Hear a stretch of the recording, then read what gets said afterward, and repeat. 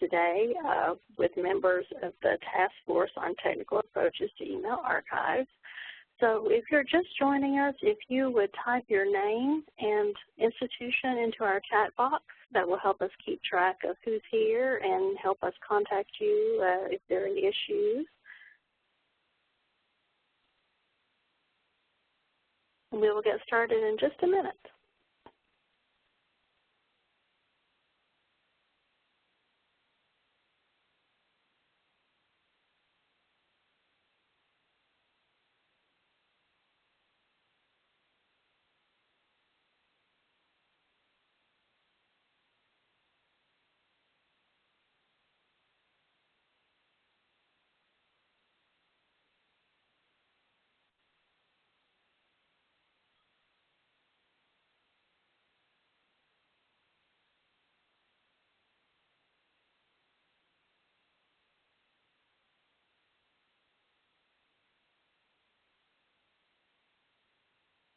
Hi, everyone. Thanks for joining us today for the Council of State Archivists webinar.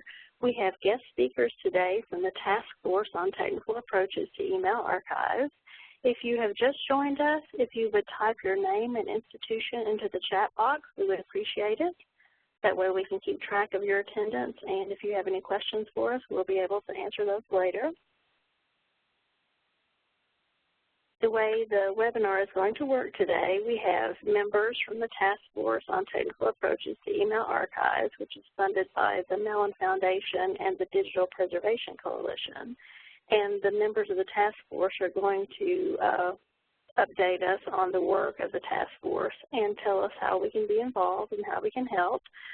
Just as a way of information, CoSA, the Council of State Archivists, is one of the, belongs to a group called the Friends of the Task Force, where we're helping and going to follow along with the work of the task force, and they will tell you other ways that you can get involved. So welcome to the webinar today, and I'm going to turn it over to one of the co-chairs of the task force, Kate Murray from the Library of Congress, and she will introduce you to everyone else in the task force and go over the agenda for the day. Thanks again for joining us. Kate? Hi, everybody. This is Kate Murray from the Library of Congress, and we're excited to be with you here today to talk about the progress of the task force on technical approaches to email archives, and we will tag team this presentation. I'll introduce the rest of the co-presenting team in just a moment. Our goal for today is to provide an update of our work to date, but also to solicit feedback and generate discussion that we can take back to the task force. We want this project to serve the needs of the community, so engagement is really a key component of our mission. As you'll see in just a minute, we have an ambitious charge and a timeline, as well as a thoughtful and enthusiastic task force members. But before we get into that, I just want to note where we're going with this presentation today. First, we'll describe how we're considering email as a technical problem, focusing on why it's important to preserve email from a research perspective and what makes email different from other digital objects. We'll then describe some of the tools and approaches we're assessing before leaving plenty of time for questions and feedback about the direction we're heading. The task force found its origin when Don Waters contacted Chris and me about a year ago to ask if the time was right to assess current efforts to archive emails. Chris's background in the topic stems from having written a DPC TechWatch report on email preservation back in 2011. My own includes a variety of digital file format work as part of the Library of Congress's Sustainability on Digital Formats website, and I also hosted and helped arrange the Archiving Email Symposium in 2015. Glenn Edwards is the head of the Collection Services Division in the Department of Special Collections at Stanford Libraries. Each year they receive 350 new collections, many of them hybrid, which includes both analog and digital material, and over 2,000 rare and antiquarian books. She also manages the department's Born Digital program and helps direct the ePad project, which is developing software to acquire, process, and deliver email archives in our collections. Wendy Gogol is a manager of digital content projects at Harvard Library, currently working on technology projects and all aspects of stewardship of digital collections. And finally, Joel Simpson is an IT consultant with Artifactual Systems. Artifactual is the lead developer of open source digital preservation system Archivematica. Joel's current projects and interests focus on the preservation of email and research data. As noted here, the task force is generously being co-sponsored by the Andrew W. Mellon Foundation and the Digital Preservation Coalition, and we'd like to thank both of them for their support. It's been a great pleasure to work with Don Waters, especially in his collaborative work in helping shape the charge and membership of the group.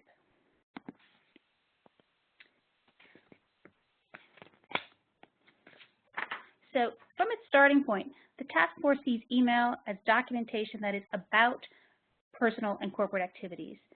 As the task force charge states, archives of correspondence help future generations to understand and learn from lived experience, providing evidence of the functions and activities of government, business, nonprofit organizations, families, and individuals.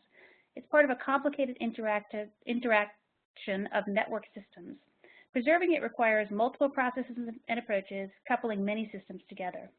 One important point to note is that the task force is not doing any legal or policy recommendations or assessments. That's a rabbit hole from which we would never emerge. Rather, we're hoping that a technical assessment and better technical frameworks emerge from our work. The goal is to put the community in a better place to do future tool development, to make policy decisions, and to advocate for the importance of email preservation in their own institutions. We have a public website, and you can see our URL there, and we'll talk a little bit more about that website as we go through the presentation today. As you can see here, our task force includes a wide range of members, including representatives from industries with both Microsoft and Google represented, as well as a 20th century historian working with email records, and that's Matt Connolly from Columbia University. While the members represent well-respected, larger archives and programs, we're also attentive to the needs of smaller repositories, and we're especially pleased to be here today to talk with CoSA members. We have multiple ways to ensure that the findings and the recommendations are applicable in many repository contexts. One of the main ways for external stakeholders to interact with the task force is through the Friends of the Task Force group, which Barbara mentioned earlier. We're happy to have Roger Kritzman from the Library of Virginia, Nick Canizo from the Vermont State Archives, and Barbara Teague from CoSA on the webinar today representing the CoSA community. Anyone who wishes to join should just send Chris or me an email. Our email addresses will be at the end of will be on the final slide, and we're happy to add you to the site. Friends have an opportunity to offer feedback. We'd also be thrilled to schedule phone calls with folks who have information to share. In addition, we'll have some specific opportunities for people to offer group advice and assistance, including briefings such as this one, noted on our timeline. I'll now turn the presenting responsibilities over to Chris.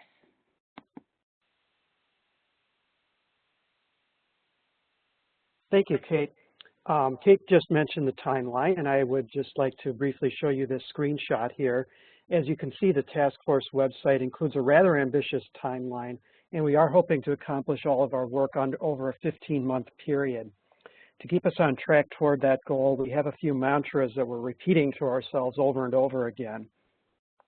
First, as Kate already mentioned, the task force is really looking at technical solutions that can be used to implement particular policies, but the task force itself is policy agnostic. In other words, we're not going to be making policy recommendations.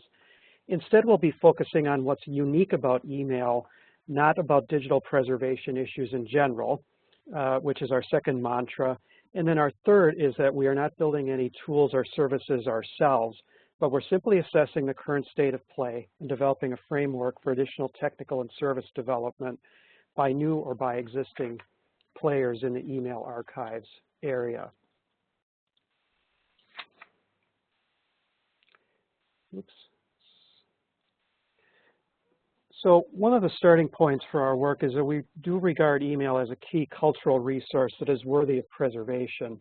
In this respect, we see it as a successor to the types of things that archives and special collections libraries have preserved for years, such as these examples of relatively common formats that archives have preserved for their cultural heritage or administrative value, taken from my own archives, which is the University of Illinois. We realize that email bears many similarities to the relatively messy collections that archives have traditionally dealt with. In other words, it's complex, it has difficult to discern order or sometimes no order. It often is wraps embedded objects within it. And in generally, we realize that email is in need of deep contextualization for users. As we all know, email has replaced traditional forms of communication along with other technologies like internet messaging, chat, Slack, and so on. Obviously, there are no longer footlodders in the attic, scrapbooks in the closet, or in the case of people who work in institutional archives, file rooms down the hall for email.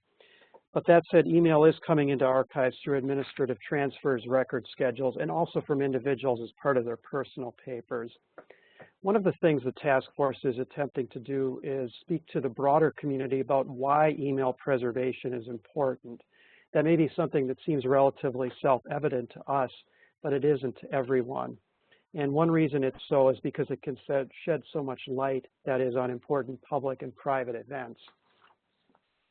Perhaps nothing better illustrates this than a story from the early days of email adoption. In November 1986, senior officials at the National Security Council sat down at their White House computers, entered their passwords, and started deleting email. It all seemed worth it to them at the time, and they believed they had safely destroyed the evidence. The National Security Advisor, John Poindexter, who had received a PhD from Caltech, knew that his email was being backed up, but he also knew that the magnetic tapes were regularly being recycled and would soon be overwritten. He thereafter joined with Oliver North in writing what was meant to be the authoritative account of what had happened. It depicted an earnest effort to free long-suffering hostages and to achieve a diplomatic breakthrough with Iran, with nary a word about the Nicaraguan Contras, and they called this a historical chronology. As one of our task force members, Matt Connolly, notes, history has often been based on these kinds of chronicles produced by government officials to put their actions in a particular light. When historians and other users of archives lack evidence to internal deliberations or communications, there's little alternative but to rely on these types of records. Like one of the speakers noted at the conference where Kate and I presented an earlier version of this presentation, the same people who brought us fake news would like to bring us fake archives. And conversely, we know that the stories of less powerful people who leave no written records are lost to history without records such as email. In short, one of the main purposes of our task force is simply to demonstrate to the broader cultural heritage community that email matters. Electronic communications, by their very nature, seem fleeting and ephemeral when they're compared to other artifacts that are preserved by our archives, like one's secret diaries, photographs, personal correspondence, subject files of administrators or government officials. It's clear to everyone that certain paper records should not be lost, and they are deposited in libraries and archives for long-term preservation. And part of what the email task force is doing is identifying and preserving stories about why this loss matters, if we are not able to do the same thing for email. And certainly in that respect, I would mention that we would welcome whatever examples you can all supply from the government archives and the state archives community about why email preservation matters. One thing, just a quick example from my own institution here before we move along. Several years ago, I acquired the personal papers, lab records, and laptop computer from Carl Woese. He was an extremely important microbiologist, and his detailed and patient work opened up a wholly new understanding of genomic biology. Woese's print and digital files have been added to our archives. However, there is a gap in the collection, an incomplete email record from about the year 2000, before the year 2000, that is. Currently, a noted science writer is working on his next book, and Woese is a key part of the story he's trying to tell. But as this writer has pointed out to me, the absence of professional correspondence and email affects his ability to understand Woese's professional relationships and contacts, that is.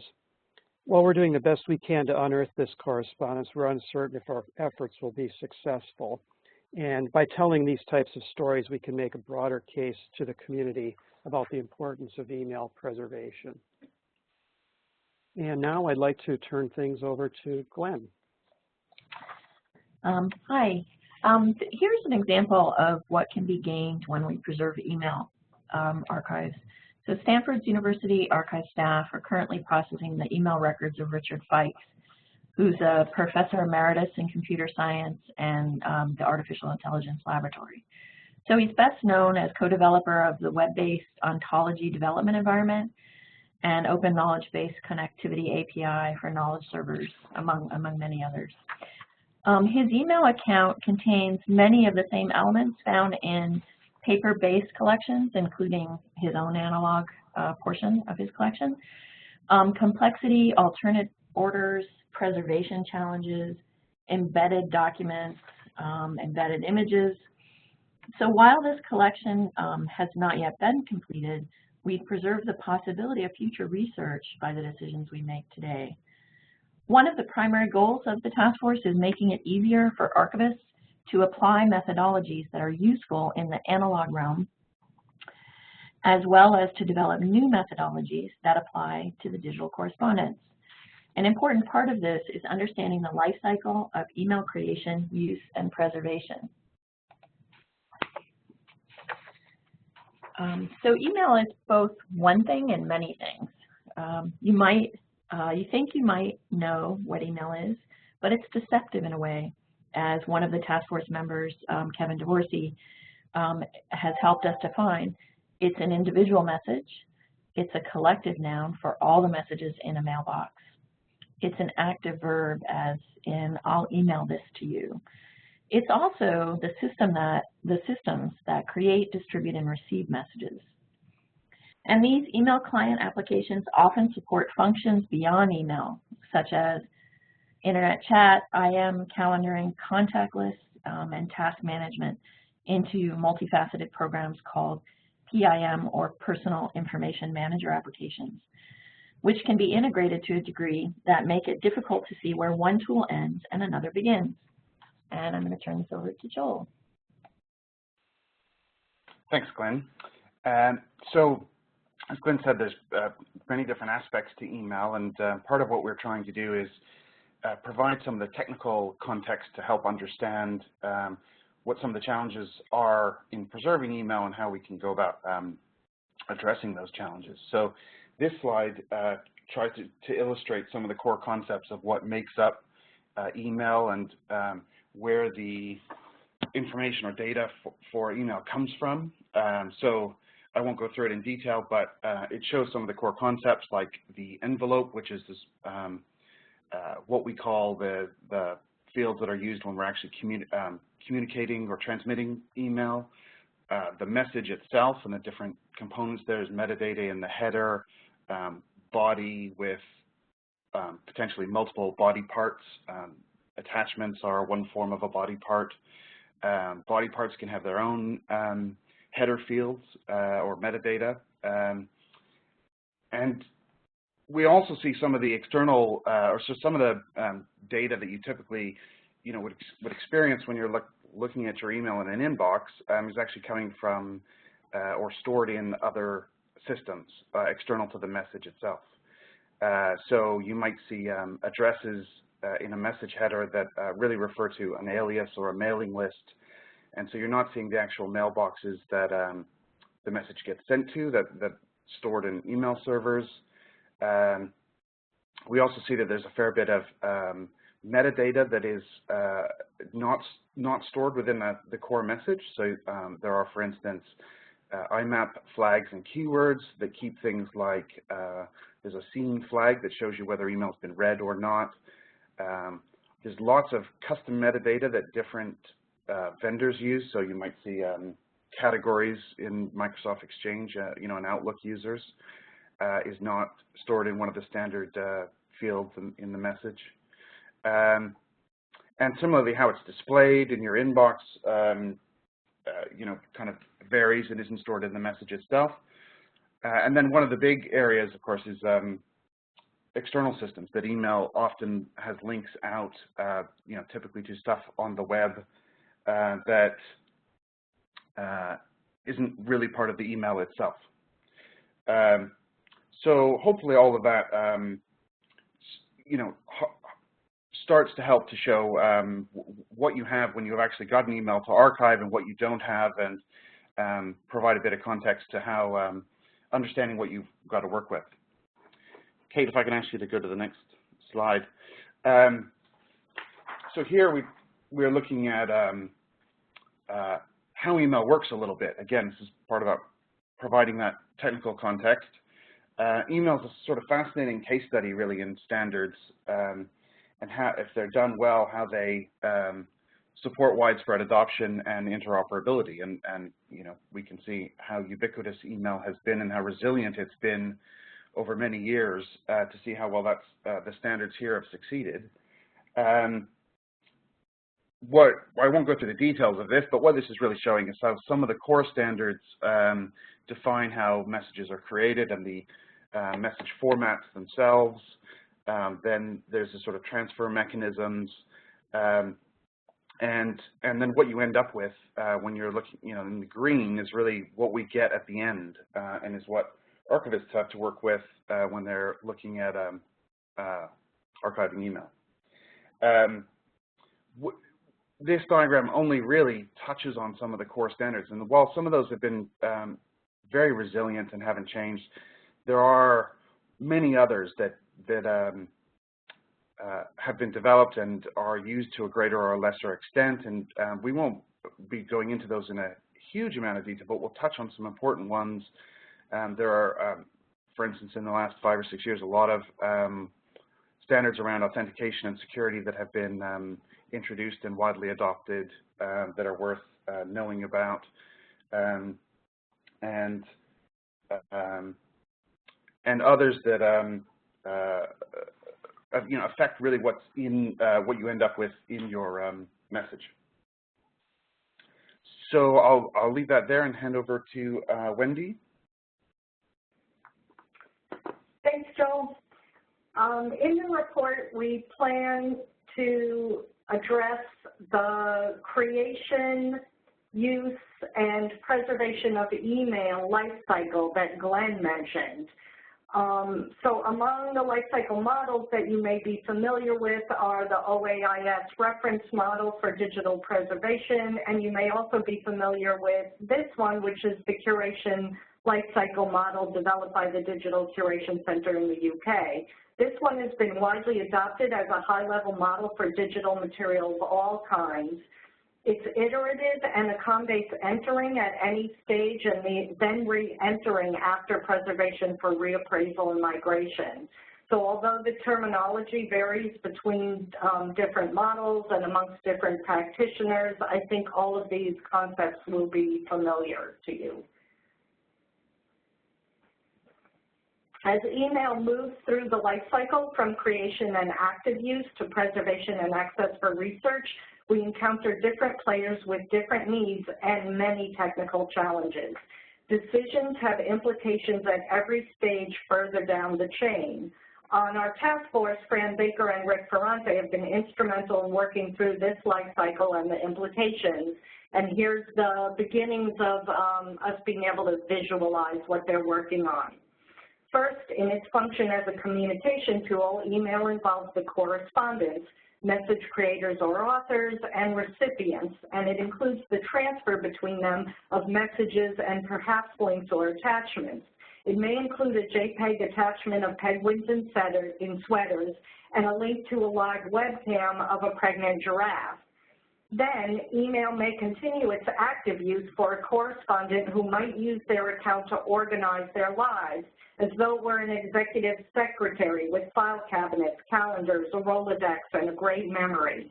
People use their accounts to manage daily tasks, book meetings and appointments, keep a record of contacts for friends and colleagues.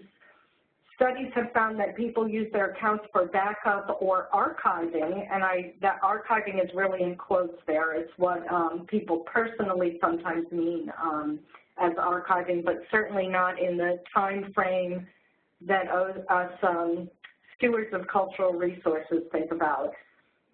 They email themselves reminders, to-do lists, important documents, and even rely on attachments to easily locate copies of documents or replace lost ones. Some people use their email accounts to store the ever-increasing number of passwords that they accumulate over time. All of these are the functions that Glenn was talking about as PIM functions. In addition, people often maintain multiple email accounts for different purposes, the division between work and personal life being the most obvious of those, although this distinction is frequently blurred. These accounts can be stored across different email clients or web mail platforms. Moving from its active use, email becomes interesting as a record of what transpired, sometimes with legal implications and mandated retention schedules. At any point along the way, email may be identified as having long-term research value and may be sought out by an archive or other collecting organization, or may be donated to one.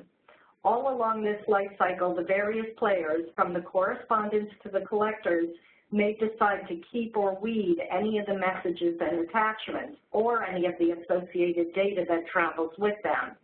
Is that penguin in a sweater important to some researchers? Is the spam or malware? What about the link to the live webcam long after the pregnant giraffe gave birth, and the webcam may not even be up and running anymore? So once the active life of email is over, we as stewards look at the preservation and access challenges we confront in accessioning and processing email. How about the behavior of email along this life cycle? What are its significant properties? During its active life, how messages and threads are rendered, how links are made, and which metadata is kept depend on the email client and whether the account holder or an administrator changes the default settings. For example, although most email clients save sent messages automatically, not all do, and this can be changed in the account settings. Anyone planning to collect sent email needs to be aware of this. After its active life, the way that researchers can discover and access and use email also depends on decisions made by archivists and technologists, including the selections of tools that we work with. One of the main needs we see is for the development of semi-standardized but flexible workflows for the use of technology that account for real-life situations and differences in institutional approaches, while at the same time ensuring some format and preservation consistency. These include recommendations about API development, which is work being led on our task force by Hillel Arnold. While we know that individual institutions can preserve the bits, moving them between tools and from system to system in an interoperable way requires agreement not only on particular standards, but also on a shared appreciation about what is important to save, both for managing the collections and for future research. This brings us to our technical challenges. It entails identifying and analyzing the technical challenges for effective stewardship of email collections as cultural resources. Not surprisingly, these challenges occur across the stages of the life cycle we've been talking about. Our challenges result from and reflect prior infrastructure and technical architecture decisions made throughout this life cycle. As I mentioned, there are implications at every stage for work further down the chain. Some of these may even impede access, just like the decision to build stairs, but no ramp did for this student in a wheelchair. Now I'm going to hand over to Glenn, who's going to talk to us in a bit more detail about each of the challenges that we've identified and are in the process of working through. Thanks, Wendy. So one of the most pressing needs facing many frontline archivists and special collections librarians sounds simple. How do I get email into the archives? But it's not entirely a technical issue. It is also one of trust. And these two challenges reinforce each other.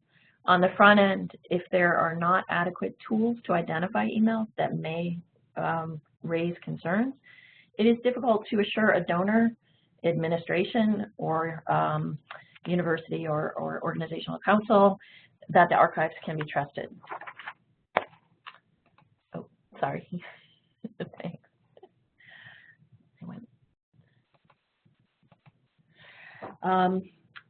Ensuring authenticity is another key challenge. Several years ago, a special assistant to the president of the University of Illinois at Urbana-Champaign created a fake email account and forged several emails in an attempt to cast aspersions on the motives of faculty senators. Unfortunately, she didn't know how to modify the metadata kept and saved by email programs that she used to transmit her messages and attachments. And she was not alone. In fact, most email that we send and receive comes with an assumption of authenticity. Erin O'Meara, Rick Witt, and several others on the task force are researching this issue and identified several key factors. First, the methods that we currently use can only guarantee authenticity from the time of receipt, since most archives don't capture email at the time of transmission. There is no way to preserve the full envelope of transmission information that would provide a more complete record of what was sent and when. Second, many of the email programs include a range of internal to the system metadata or parameters that affect the properties of the message in a particular system. Gmail is a good case in point. The sorting and labeling of messages uses a proprietary system, and exports won't necessarily preserve it.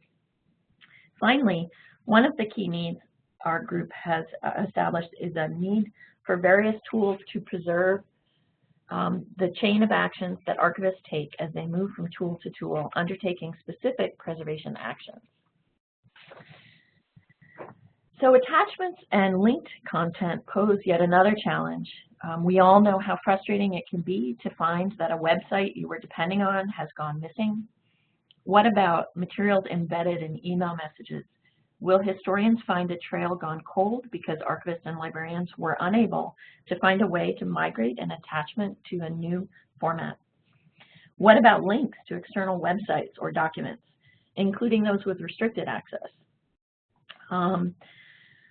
While the DP community has a great deal of experience with format migrations and web archiving, the Email Task Force work suggests that much more must be done to marry these tools with the email archiving, capture, and preservation framework.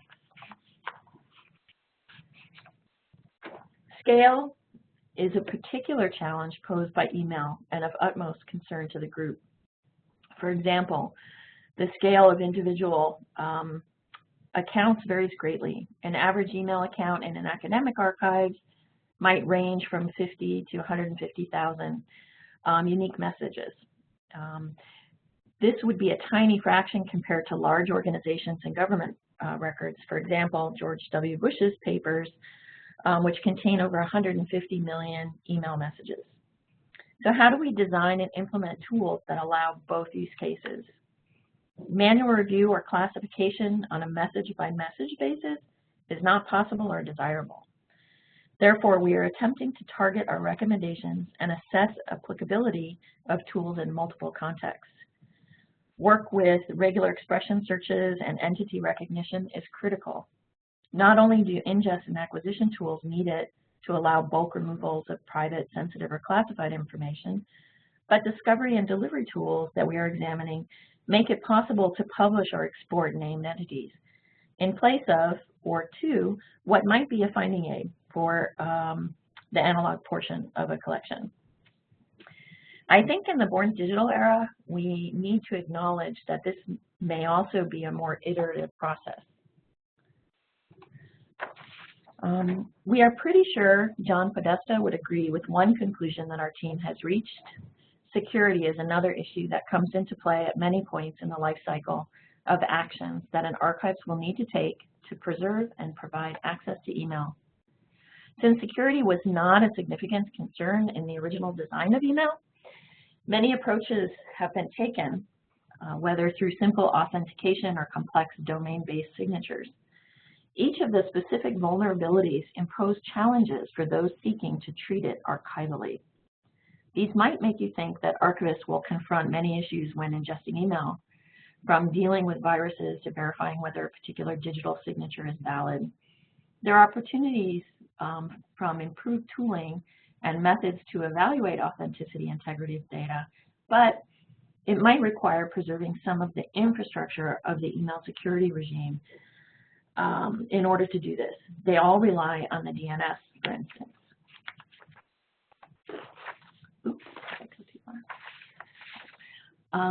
probably the biggest area for experimentation at this time is around user services.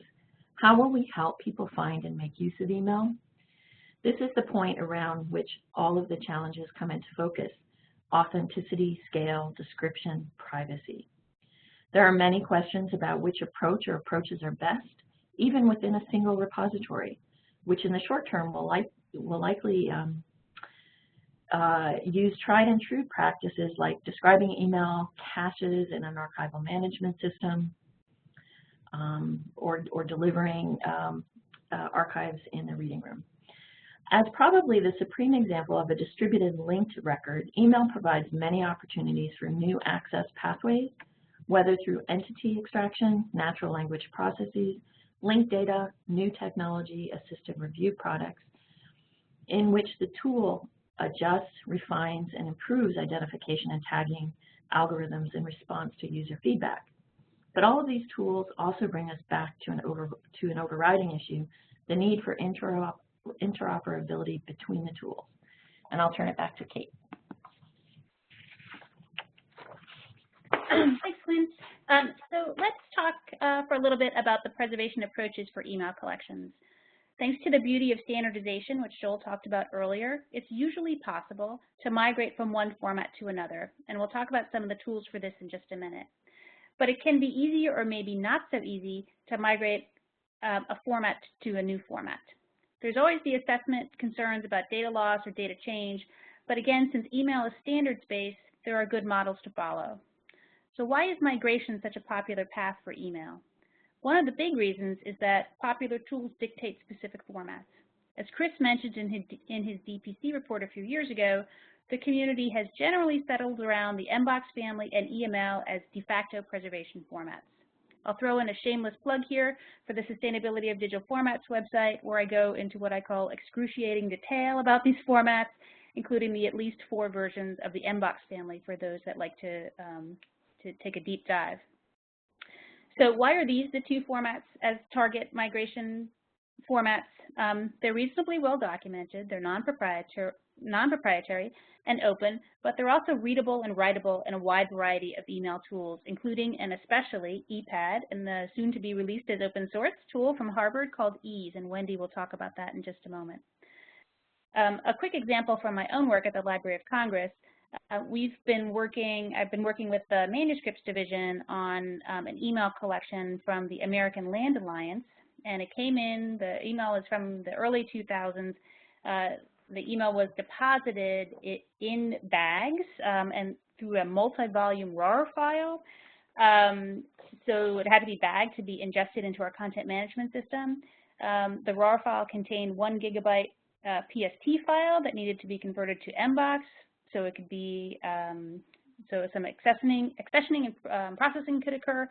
And I needed a whole suite of tools to make all of these sort of format migrations and do some quality assessment on each of those resulting assessment files.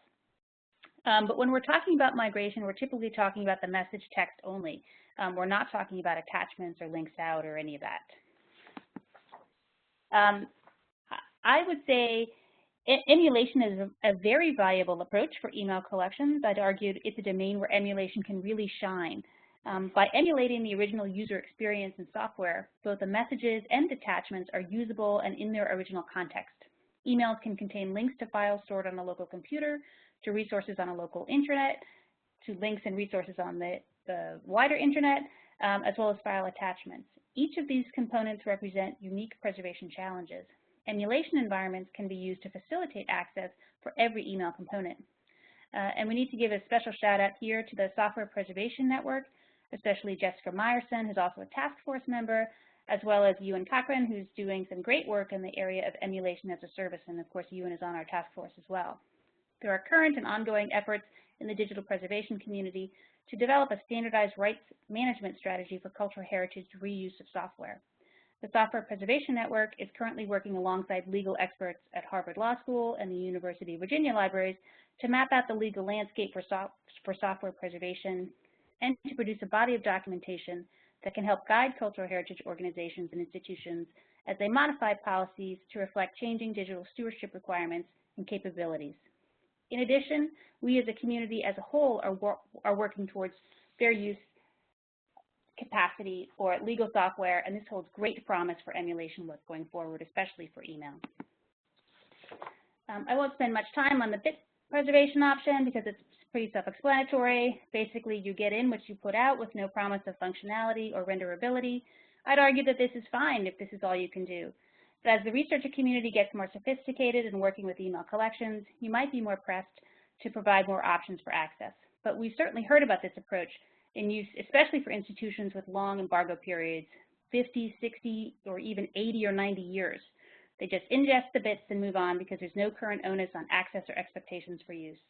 And I'll now turn things back over to Joel. Thanks, Kate.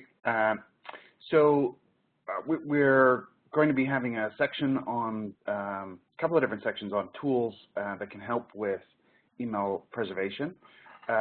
First, looking at tools within the cultural heritage sector.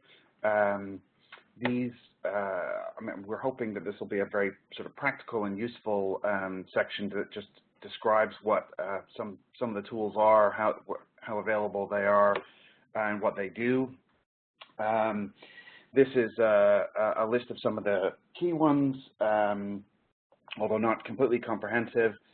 There's a mix there. I mean, when we say tools within the cultural heritage domain, I think we mean tools that have either been designed specifically for this sector and this sort of work, but also tools that are just widely available and have been used extensively, even if they were, originally developed for other purposes.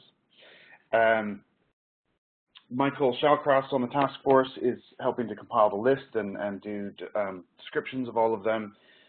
Hillel Arnold is also helping with some of the more technical tools and looking at how interfaces or APIs between tools can make them interoperable.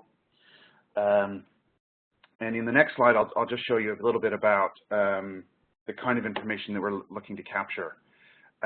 So this is sort of this is essentially our template. It's not going to be too exhaustive by any stretch of the imagination, but we're trying to give a bit of context to where the tool came from, whether it's free or not, what sort of system requirements there might be, and a relatively brief summary of what it does, and in particular, what kind of email it takes in and what kind of email it can export. And then in the next slide, which Kate's brought up, that's great.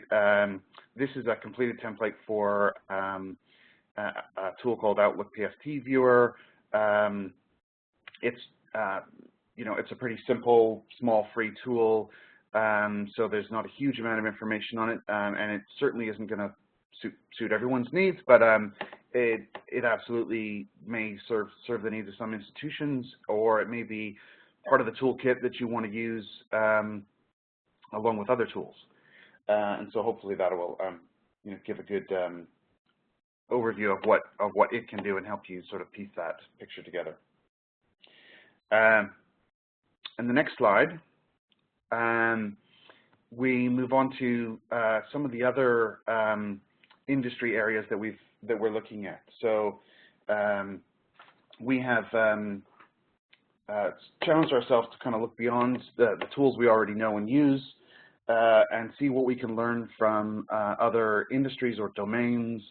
And this is sort of a list that we're working with at the moment. There are some areas here that are examples where there's knowledge and software available that might be directly applicable in our work. And so probably the best example of that is in the legal industry. There are a number of mature tools, particularly for what they call e-discovery, for processing large volumes of documents, and they have many of the same requirements to being able to demonstrate authenticity or chain of custody, to use email as evidence, and also just to be able to identify sensitive or personally identifying information, or just understand what's there in what can be very large sets of documents.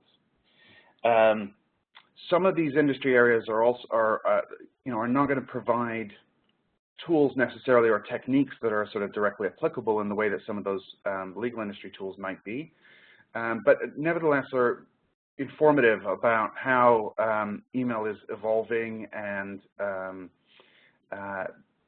might provide some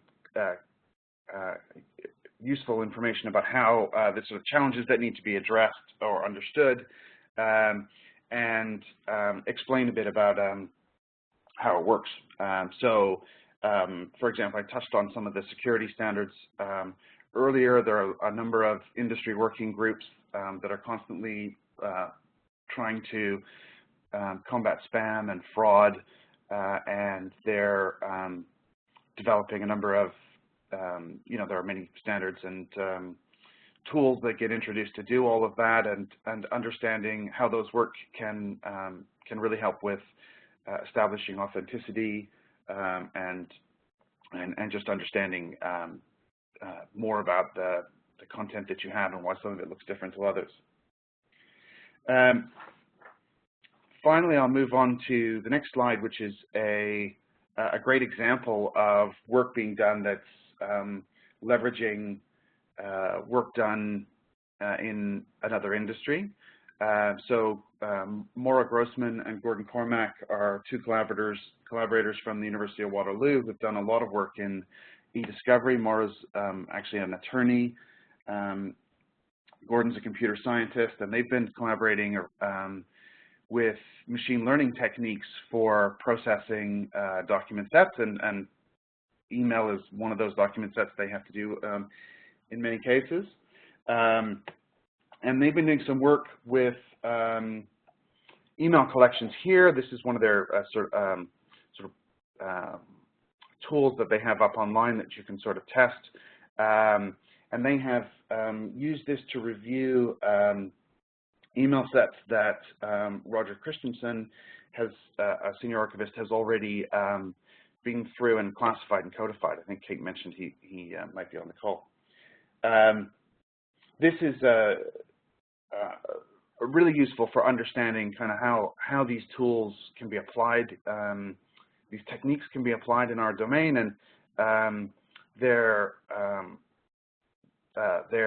publishing some results from that in a paper that will be subtitled Roger and Me later this year, which will be a fantastic resource for understanding how these techniques are applied, how well they work, and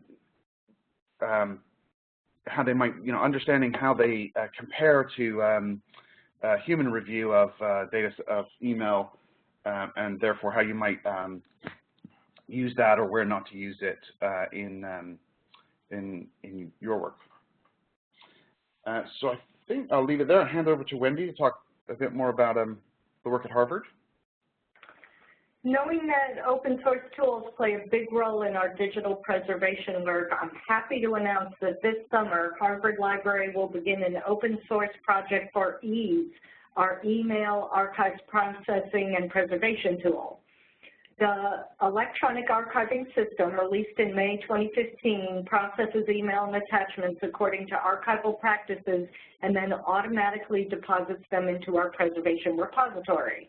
The objective of our open source project is to enable Harvard archivists and the broader cultural resource heritage community to work interoperably with multiple tools and to be able to contribute to ongoing development for the common good.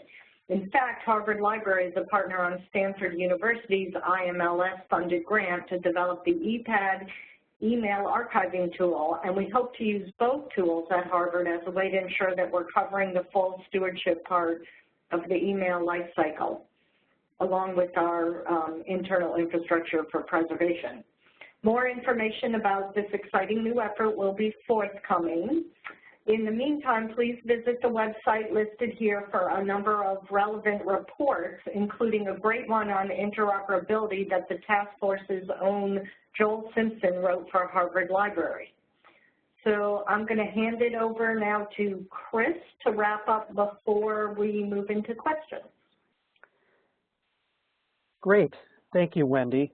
I would just like to point everyone to a couple of resources on our website and give you a little bit of information about our process that is moving forward, including ways that you can interact with us on the task force.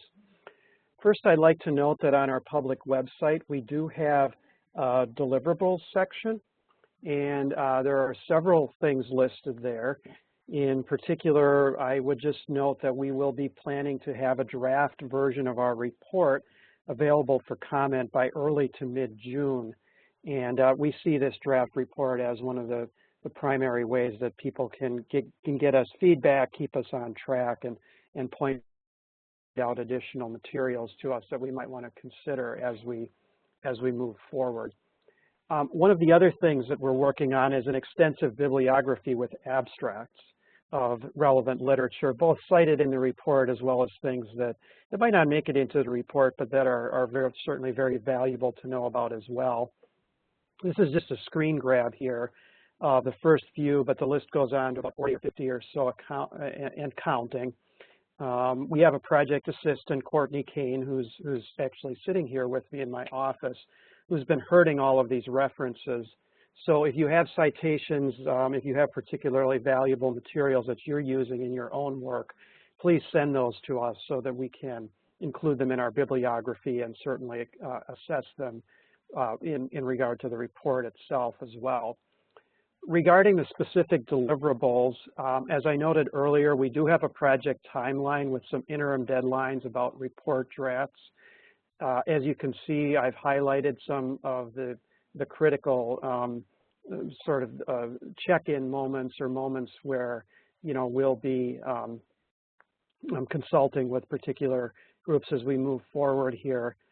We've already incorporated about the tools list, which will be incorporated into the report. But again, check up with our timeline and send us feedback as you have time.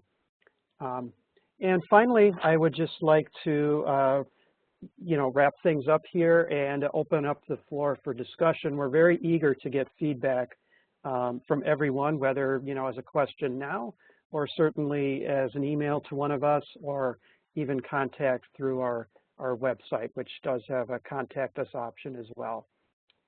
So thank you, everyone. I guess, Barbara, I'll turn things back over to you here for discussion. I'm not quite sure how this works, if it comes through the chat system or if people speak. But anyway, I'm happy to take any questions or comments at this time. Okay, thank you, Chris, and thank you, Kate, Joel, Wendy, and Glenn. We really appreciate that thorough overview of what the task force is doing. If you do have questions, if you would type them into the chat box or the Q&A box. The chat box is probably a little safer. The Q&A box, only the two CoSA staff people can see that, I think. So if you have questions, if you would type them into the chat, we would appreciate it.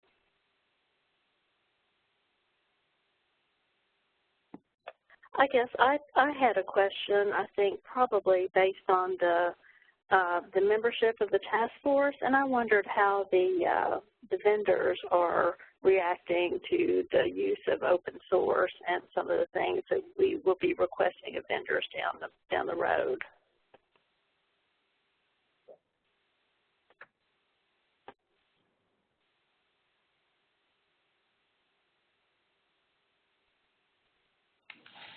So it's Joel here. I guess I can try and speak to that. So I mean, I work with Artifactual Systems, and we develop two open source systems. So obviously we believe that's the right approach for systems that you want to be as sustainable as possible into the long term. I think that it is, and it has been a challenge, certainly working with our partners at Google and Microsoft, that there's a lot that they could do to make all our lives a lot easier in many respects with their tool sets, but it is a challenge if there isn't a clear business case for them to sort of justify further investment and so on. So I don't know if that completely answers the question, but it's definitely I think it's mixed a mixed answer depending on who you're talking to. Okay, thank you. And Becky, do you have a couple of questions that are in the Q&A box? Yes, there are a few in there. Okay. Okay, would you mind letting us? Yep, Thomas has a couple questions. He first asked, what about email replacing systems like WhatsApp? And then his second question is, isn't it 30 years too late to think about email archiving? So this is Kate. I'll take a stab. So I assume what Thomas means is that apps like WhatsApp or other instant messaging are replacing email as opposed to email replacing those systems. So I would say going forward, lots of folks probably use instant messaging more than they may use email in certain situations. However, in business, we find that email is certainly highly, still in very active use. And the issue about aren't we a little late to start thinking about email? Many of the collections that come into cultural repositories have a lag from when they come in. So, we were not seeing email. We still don't see too much email, honestly, in the Library of Congress, but we've been thinking about it for a while, certainly for several years. And I now have a pile of collections on my desk that have email coming in, and so we really need to start thinking about how we'll use these or how we'll process these in a consistent and informed way. So if any of our other task force members have anything to add, that'd be great. Kate, this is Wendy, and I wanted to add to that at Harvard we did a survey about why there weren't more people engaging in email archiving yet at this point, even though we do have some tools available.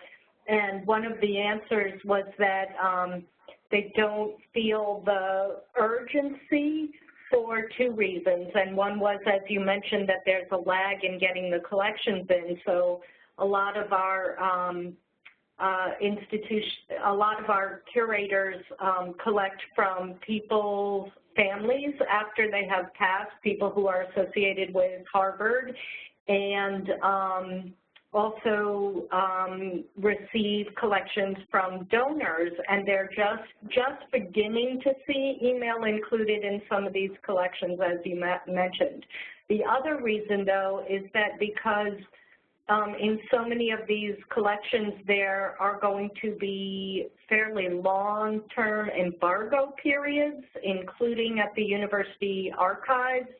The sense of urgency to process them to the point of making them accessible is not there, though there is beginning to be a sense of we better begin to process them at least to the point of being able to store them for long-term preservation. Okay, thank you. And here's another general question from Jeremy Gibson in North Carolina. Is the task force considering minimum system requirements for processing and access when considering interoperability?